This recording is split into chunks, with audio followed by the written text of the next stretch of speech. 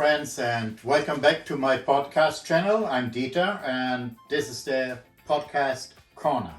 My bar is over there. I got two channels, the podcast, and I got a bar where I review alcoholic beverages. I wanted to make a quick video today because of what's going on in Israel and Gaza and the involvement of the United States.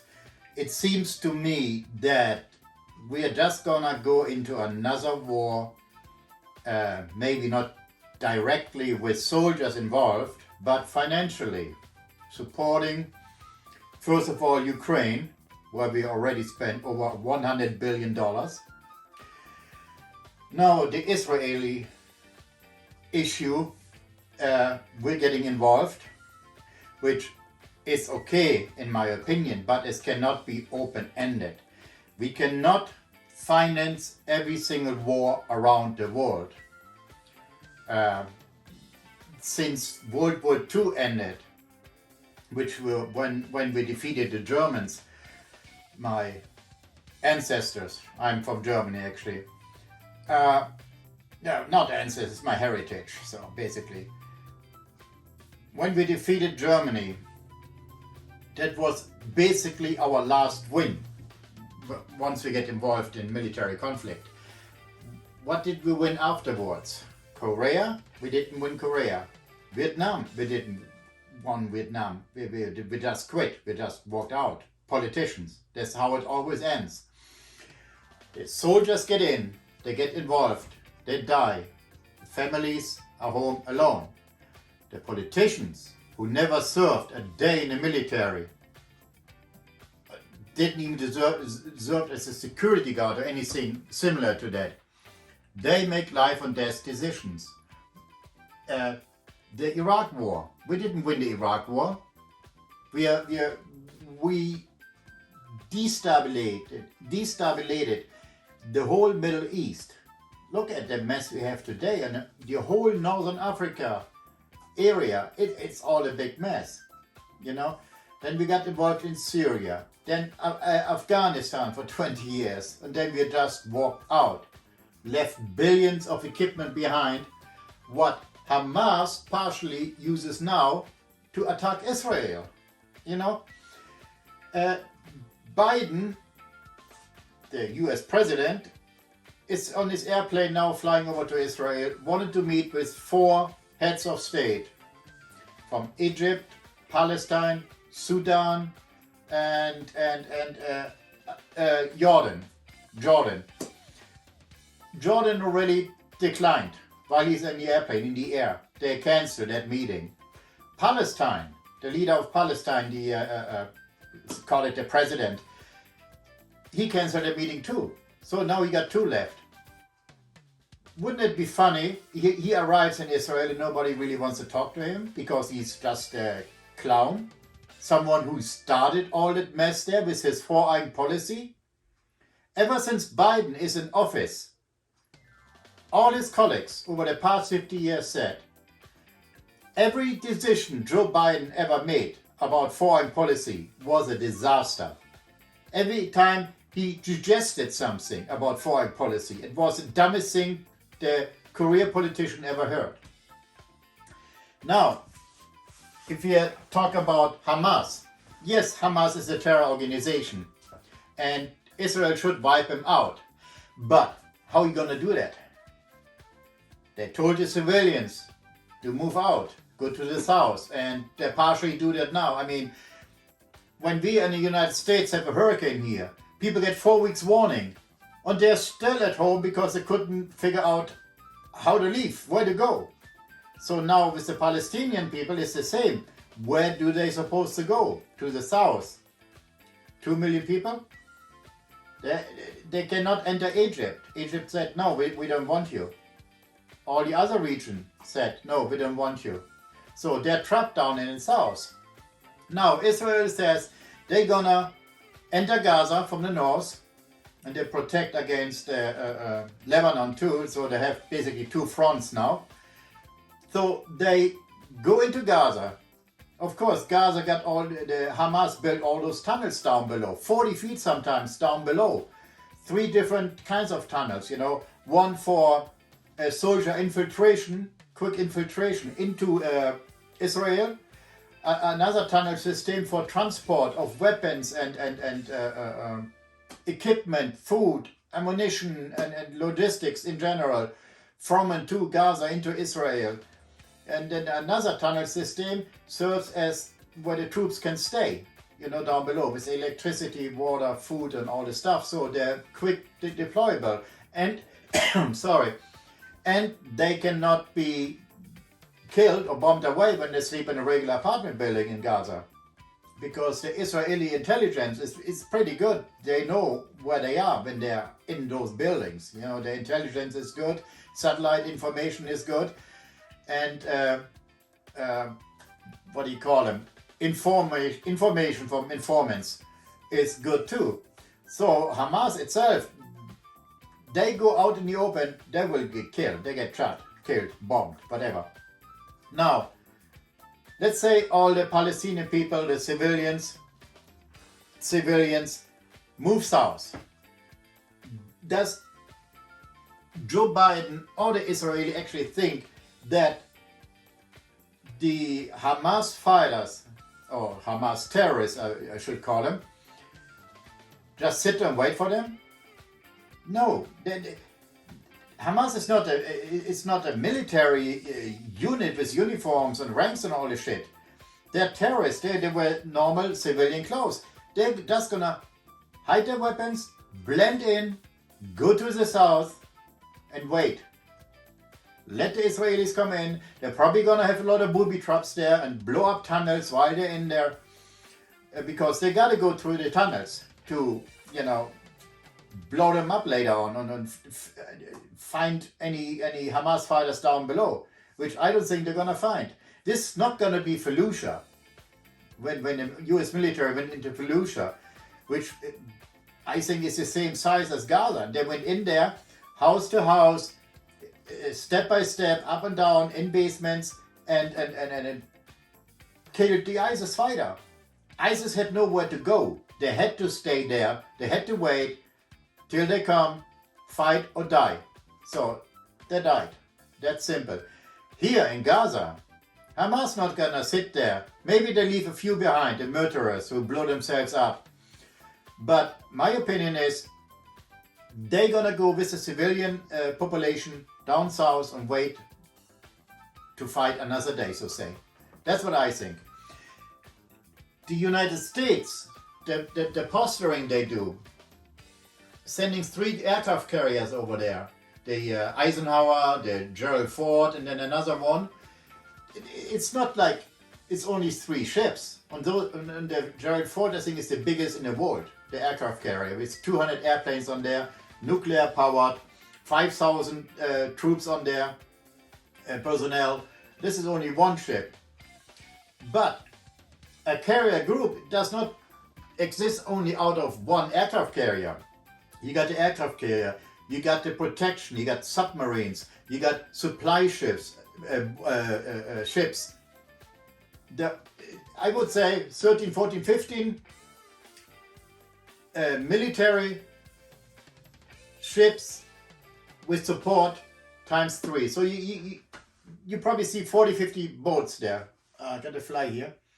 40, 50 boats there, right in the Gaza area, you know, in the Mediterranean. It's a big show of force. It's unproportional, because what are you gonna do? You're gonna start 200 aircrafts and start bombing Gaza? What are you gonna do? Invade Iran? Iran is a sponsor, everybody knows that. The Biden administration says, of course, oh, there's no evidence. We haven't seen any clear evidence yet, because they're all idiots. The Biden administration is the most incompetent, idiotic, put together administration I have ever seen.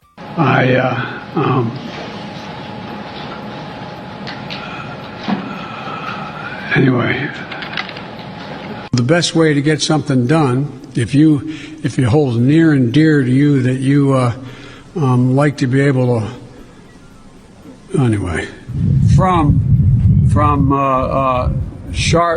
Charlotte, another line going from in Florida down to Tampa of Putin's kleptocracy. Yeah. And Joan Shengang, I'm going to pronounce right, Shanga, $159 billion led. America is a nation that can be defined in a single word. I was going to put him. The idea that Los Angeles and what am I doing here? For two reasons. One,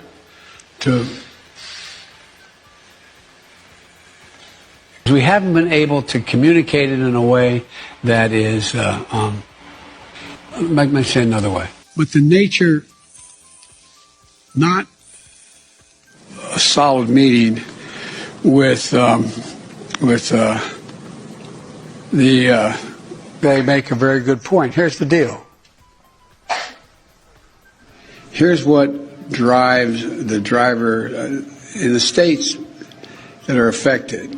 Here's what you can do, the drivers. We want to expand pre-K for 3- and 4-year-olds, millions of pre-K.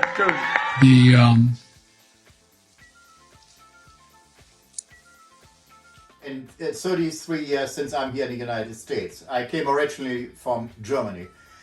Those are the most incompetent, idiotic,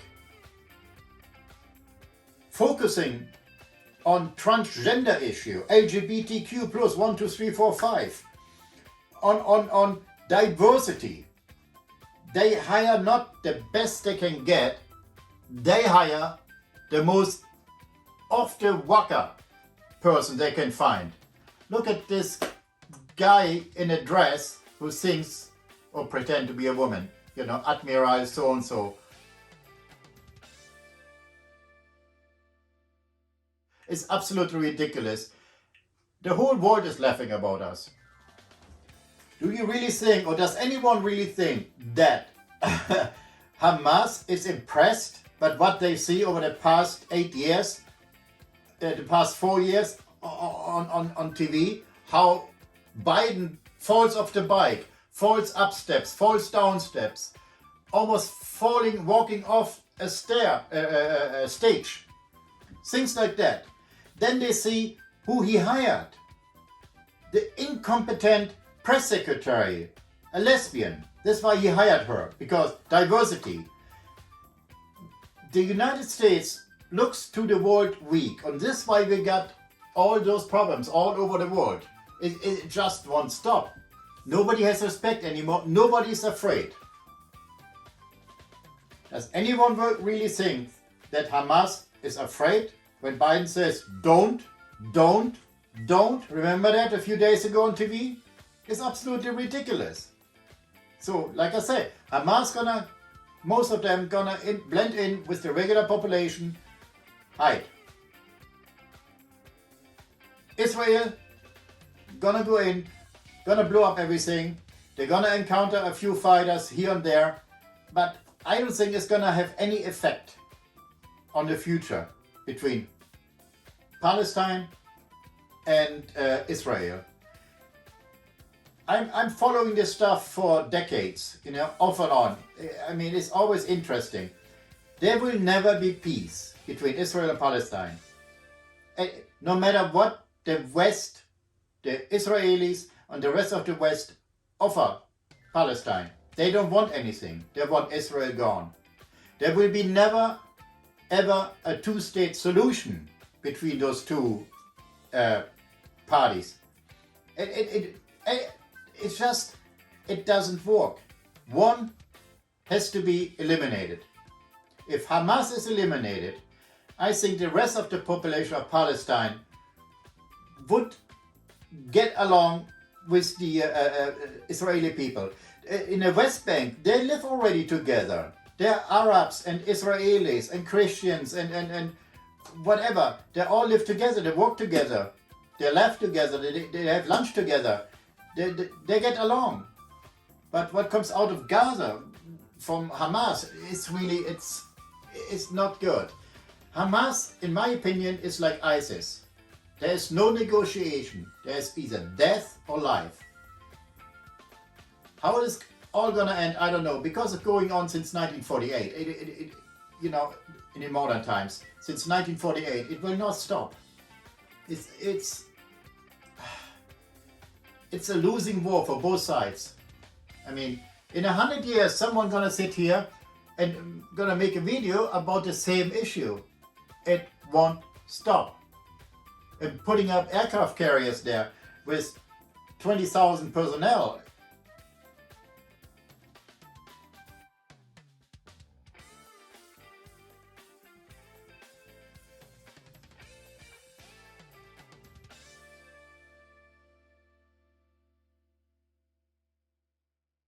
It's not going to impress Hamas. They're not afraid to die.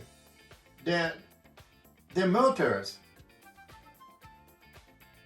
An average person doesn't want to die. An average person doesn't blow themselves up. An average person does not attack a checkpoint with 7, 8 soldiers with automatic weapons and you only got a pistol or a knife. This mindset makes them very dangerous. They will not give up. They will not surrender. And they will not negotiate. Israel got to be gone. All Jews got to be gone. All foreigners got to be gone. It's just, that's how it is. This is my opinion. And I'm very convinced that it's going to be that way. It will never, never end. When I heard today they're sending another aircraft carrier, I said, what is it going to do? You know.